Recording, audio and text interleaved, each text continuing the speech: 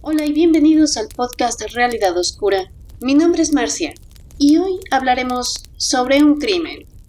El crimen es algo innato en la sociedad. A lo largo de la historia se puede evidenciar que el ser humano ha cometido crímenes de diversa índole, contra otros seres humanos y contra la naturaleza. Pero hoy hablaremos sobre un crimen diferente. Hablaremos sobre el ecocidio. En un análisis etimológico nos dice que el ecocidio es un compuesto formado por eco, del sustantivo griego oikos, que quiere decir casa, morada, ámbito vital, entendiéndose como metáfora del medio ambiente, y sidio, que es derivado del verbo latino caedo, que quiere decir matar, exterminar. El significado etimológico del compuesto es algo así como asesinato o exterminio del medio ambiente. Si ubicamos este significado en el trasfondo situacional y cultural donde se forjó, podremos observar que tiene implicancias políticas e ideológicas.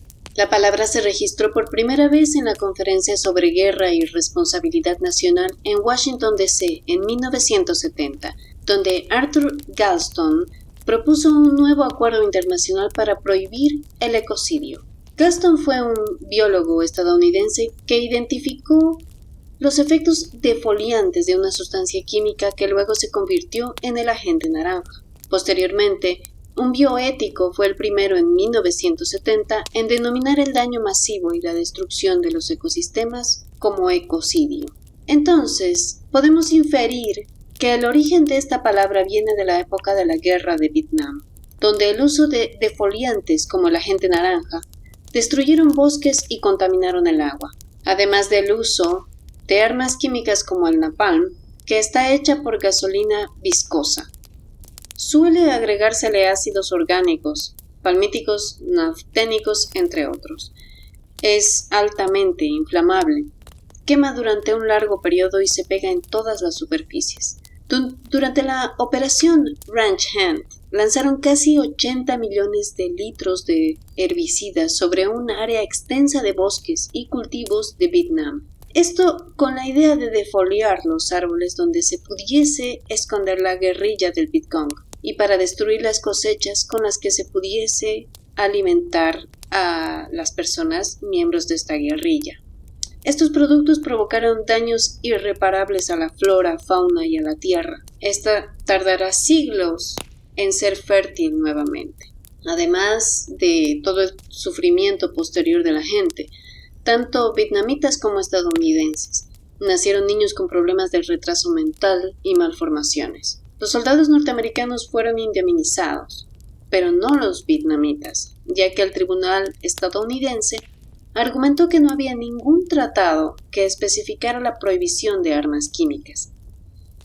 Esto provocó que la situación que se estaba viviendo en este país y que se crearan tribunales internacionales para condenar y analizar los impactos ambientales de estos agentes biológicos y químicos sobre los ecosistemas. El término ecocidio fue utilizado por el primer ministro sueco Olof Palme en la cumbre de Estocolmo en 1972. Otras importantes personas, entre ellas Indira Gandhi de India y Tang Khe, el líder de la delegación china, también denunciaron la guerra en términos humanos y ambientales. También pidieron que el ecocidio sea un crimen internacional. El año 1977, Naciones Unidas adoptó la Convención sobre la Prohibición de Uso de Técnicas de Modificación Ambiental con fines militares u hostiles, para evitar hechos como los acontecidos en Vietnam. Pero el ser humano, a lo largo de todos estos años,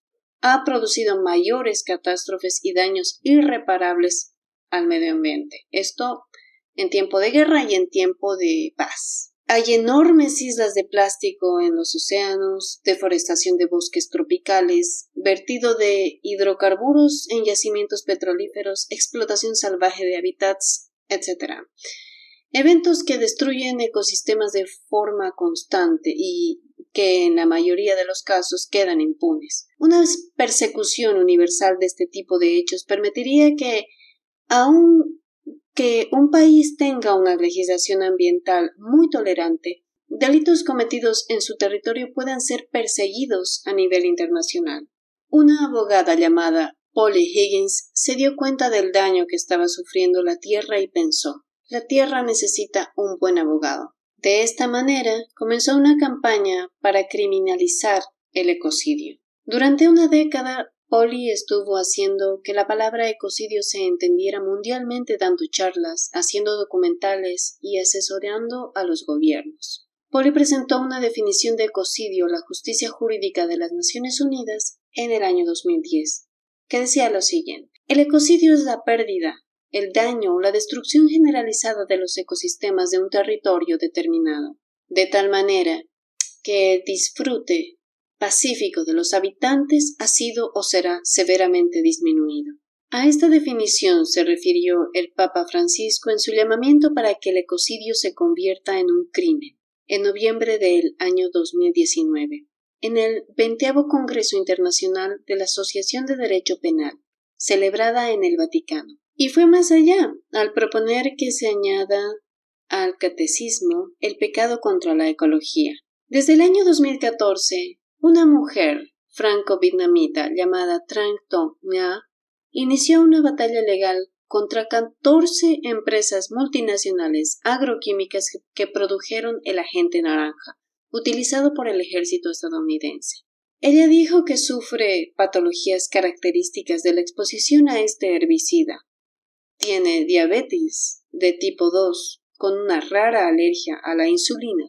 También ha contraído 2 tuberculosis, tuvo cáncer y una de sus hijas murió de un defecto cardíaco. Trang Ton Nha pretende participar en el reconocimiento internacional del crimen de ecocidio. Ella indica que no es por ella, sino por sus hijos y por las millones de víctimas que sufrieron los efectos duraderos del agente naranja. Nacida en 1942 en la Indochina francesa, Trang Ton Nha participó en el movimiento independiente del norte de Vietnam y también cubrió la guerra como periodista. El tribunal falló a favor de las empresas al considerar que habían actuado a las órdenes y en nombre del Estado americano y que podían reclamar inmunidad de jurisdicción. Este principio del derecho internacional establece que ningún Estado soberano puede someter a otro a su jurisdicción. Algunos países como Georgia, Armenia, Ucrania, Bielorrusia, Ecuador, Kazajstán, Kirguistán, Moldavia, Rusia, Tayikistán, Uzbekistán y Vietnam sí han tipificado el ecocidio como un crimen dentro de sus fronteras. Algunos, como Georgia y Armenia, con penas de cárcel de hasta 15 años. También la comunidad internacional ha dado algunos pasos. En el año 2008, la Asamblea General de las Naciones Unidas aprobó la resolución titulada Hacia un Pacto Mundial por el Medio Ambiente, que busca sentar las bases de un derecho ambiental internacional, algo por lo que también pelea la iniciativa Ecocide Project de la Universidad de Londres. Este proyecto organiza conferencias, cursos, seminarios y otras actividades para promover el desarrollo de una ley medioambiental internacional. El abogado internacional Philip Sands y la jueza internacional Flores Mumbaco presidieron un panel de expertos que trabajaron en la definición jurídica del ecocidio como un posible crimen internacional, que coexistiría con los reconocidos por la parte penal internacional, que son crímenes de guerra, el genocidio y los crímenes de lesa humanidad. La directora de esta campaña, Stop Ecocide, en España, Maite Monpó, participó en el diálogo junto al abogado y ex juez Baltasar Garzón, que forman parte de la junta asesora de la campaña. El objetivo de la campaña es apoyar el establecimiento del ecocidio como un crimen internacional con el fin de prohibir y prevenir más devastación de la vida en la Tierra. Stop Ecocide Internacional cuenta con una red en expansión de equipos de comunicación en todo el mundo y páginas web en múltiples idiomas. Un número creciente de estados miembros de la Corte Penal Internacional han expresado públicamente su interés en un crimen internacional llamado ecocidio. Philip Sands escribió el galardonado libro East-West Street, que trata los orígenes de los términos crímenes contra la humanidad y genocidio. Ahora Sands se especializó en el derecho penal público ambiental y dijo que había llegado el momento de utilizar el derecho penal del derecho para proteger nuestro medio ambiente mundial. Citando a Sands, dijo: «Ha llegado el momento de utilizar el poder del derecho penal internacional para proteger nuestro medio ambiente mundial. Hace 75 años se habló por primera vez de crímenes contra la humanidad y de genocidio, en la sala 600 del Tribunal de Nuremberg. Espero que este grupo sea capaz de aprovechar la experiencia adquirida desde ese día para forjar una definición que sea práctica, eficaz y sostenible, y que traiga el apoyo necesario para que se realice la enmienda al Estatuto de la Corte Penal Internacional». Entre enero y junio del año 2021, un panel de 12 expertos se reunió en 5 ocasiones a través de Internet. Se crearon subpaneles del panel para abordar tareas específicas de investigación y de redacción. También ese mismo mes se llegó a un consenso sobre el texto esencial de la definición de ecocidio como crimen internacional. Si bien en algunos incisos del Estatuto de Roma de la Corte Penal Internacional se toca el tema del medio ambiente, se necesita hacer modificaciones para que el ecocidio ingrese de lleno como una ley. Ahora citaré algunos puntos que se redactaron en la confección del documento. La incorporación del ecocidio al Estatuto de Roma añadiría un nuevo crimen al derecho penal internacional. Sería el primero en adoptarse desde 1945. Se basaría en un crimen ya existente, como es causar daños graves al medio ambiente en situaciones de conflicto armado. Y al mismo tiempo reflejaría el hecho de que en estos momentos la mayoría de los daños más graves al medio ambiente se producen en tiempos de paz, situación que en la actualidad no es de competencia de la Corte. Así, esta definición de ecocidio brinda a los estados parte del Estatuto de Roma la oportunidad de enfrentar los desafíos actuales. Una de las enmiendas es añadir el artículo 8, ter, ecocidio, y consiste en lo siguiente.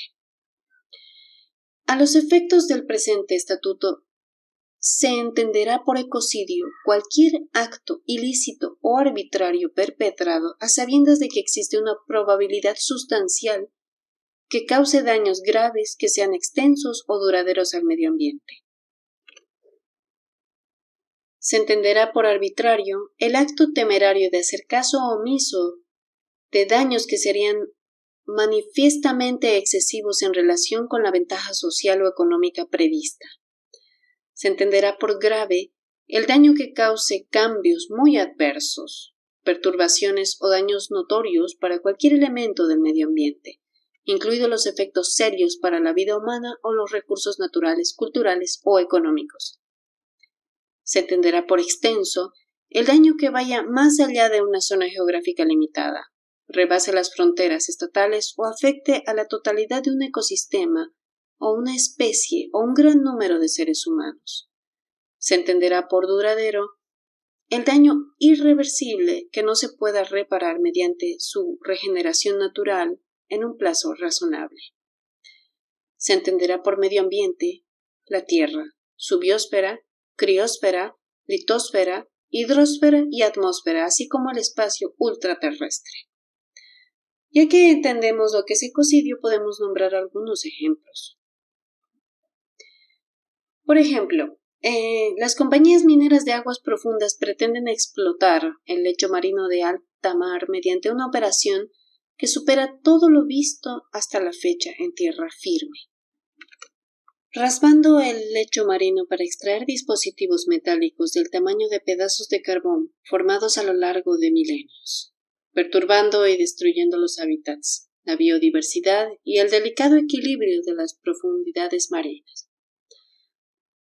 Una vez los mineros han raspado los nódulos en la fase de minería de superficie, perturbando la superficie y liberando nubes de material a las tranquilas aguas de las profundidades del océano, los dragarán y bombearán hasta la cubierta de un barco mediante un tubo de succión. Las aguas profundas del océano están repletas de vida y constituyen una parte crucial del motor oceánico que impulsa nuestro planeta. La investigación ha demostrado que estos nódulos son la base de la producción primaria y la vida en el fondo del océano, y resultan esenciales para las cadenas tróficas. Su extracción tendría como resultado una pérdida de biodiversidad y la neutralización de muchos beneficios para el ser humano, entre los que figuran un océano en buen estado de salud y posibles futuros medicamentos. Esta industria altamente problemática también pondría en peligro el principal sumidero de carbono del mundo en un momento de emergencia climática. Otro ejemplo de ecocidio es la descarga tóxica hecha por Chevron Texaco en Ecuador. Texaco operó en 1964 hasta 1990 en la Amazonía noroccidental ecuatoriana. Cada vez que perforaba un pozo, lo hacía siguiendo la misma técnica. Alrededor de la plataforma habría grandes fosas, directamente en el suelo donde arrojaba el petróleo de prueba, los lodos de perforación y las aguas de formación, sin ningún tipo de impermeabilización ni consideración ambiental. En aquella época las prácticas eran ya consideradas obsoletas e incluso estaban prohibidas en algunos países como Estados Unidos. Muchas de estas fosas fueron posteriormente cubiertas con tierra y ocultadas por la propia empresa. Nunca se determinó el número exacto de pozos construidos. Durante el juicio que los 30.000 afectados interpusieron contra Chevron Texaco, los demandantes descubrieron 996. 4 décadas después, estos pozos o piscinas continúan filtrando sustancias tóxicas en el subsuelo y contaminando las aguas subterráneas. Y finalmente otro ejemplo de ecocidio que es la Amazonía.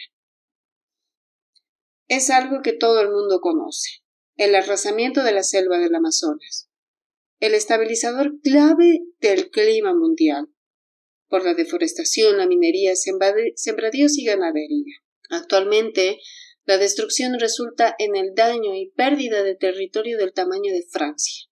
La Amazonía y las selvas tropicales, que almacenan entre 90 y 140 mil millones de toneladas de carbono, contribuyen a estabilizar el clima mundial. La selva amazónica por sí sola representa el 10% de la biomasa total del planeta. Por otra parte, los bosques deforestados son la mayor fuente de emisiones de gases de efecto invernadero. La deforestación para obtener tierras para la agricultura libera gases de efecto invernadero a la atmósfera y desestabilizan el clima.